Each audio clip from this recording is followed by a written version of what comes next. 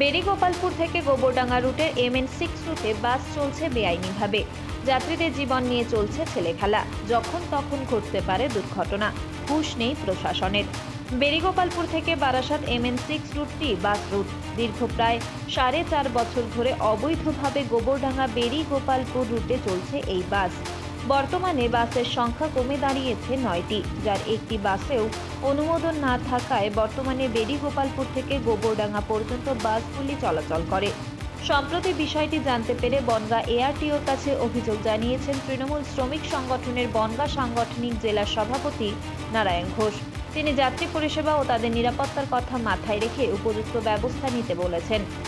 অবৈধভাবে যে বাস চলাচল করছে তা স্বীকার করে নিয়েছেন বাস চালক ও মালিকেরা। তবে তাদের দাবি, বর্তমান সময়ে টোটো এবং অটো রমরমাতে বাস চালানোর খরচ উঠছে না। মালিকেরা বাসের রিনিউয়াল করতে পারছেন না। কর্মচারীদের রুটি রুজির কথা ভেবে তারা গাড়ি চালাচ্ছেন। অভিযোগ পেয়ে মালিক পক্ষকে তলব করেছিলেন বনগাঁ ARTO রথিন মজুমদার। তিনি বলেন, মালিক পক্ষদের জানিয়ে দেওয়া হয়েছে আগামী 1 সপ্তাহের মধ্যে সমস্যা মিটিয়ে নিতে। অনুমোদন ছাড়া কোনো গাড়ি রুটে চলতে দেওয়া হবে না। এতদিন ধরে অবৈধভাবে গাড়িগুলি কি করে চললো এ প্রশ্নের উত্তরে তিনি বলেন, তিনি 2 মাস আগে দায়িত্বে এসেছেন। বনগাঁয় প্রচুর গাড়ি চলে, যার মধ্যে কোনোভাবে ওই রুটের গাড়িগুলি নজর এড়িয়ে গেছে। তারা অভিযোগ পেয়ে দ্রুত ব্যবস্থা নিয়েছেন।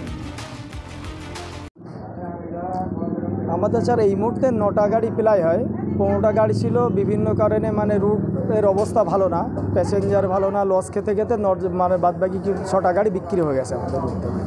এই মুহূর্তে আমাদের আছে 9টা গাড়ি, যেটা প্রায় হচ্ছে।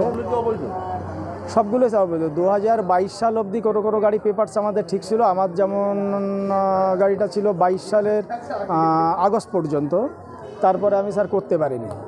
ঝুঁকি স্যার, সেটাও আমরা জানি, কিন্তু আমরা এটা নিয়ে ভেবেছিলাম, কথাবার্তা বলা বা এভাবে কোন রাস্তা আমরা এগোবো।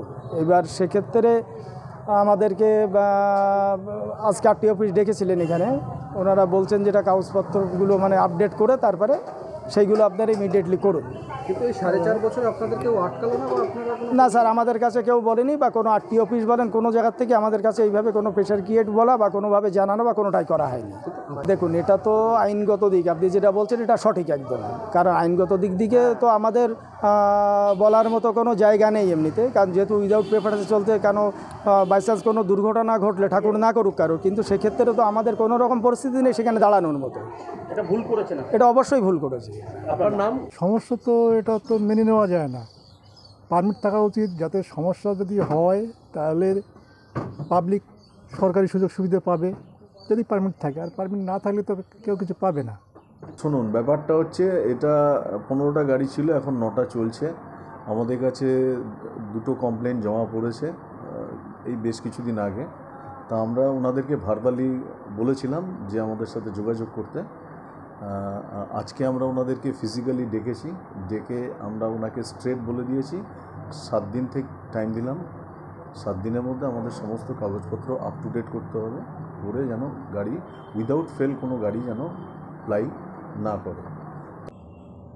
যাত্রী পরিষেবা দিতে গিয়ে এই যে গোবরডাঙ্গা থেকে, এখন শুনছি গোবরডাঙ্গা থেকে বেড়িগোপালপুর, তাই এই যে যাত্রী পরিষেবা দেয়, আজকে 100, 150, 50 যাই হোক যাত্রী যায়, বাই চান্স কোনো একটা অঘটন হলে দায়বদ্ধতা কে? এখন তো আলটিমেটলি আমাদের ঘাড়ে এসে চাপে, যে গরিব শ্রেণীর মানুষ, শ্রমিকরা পেটের দায়ে হয়তো গাড়ি চালাচ্ছে। শ্রমিকদের কী দোষ?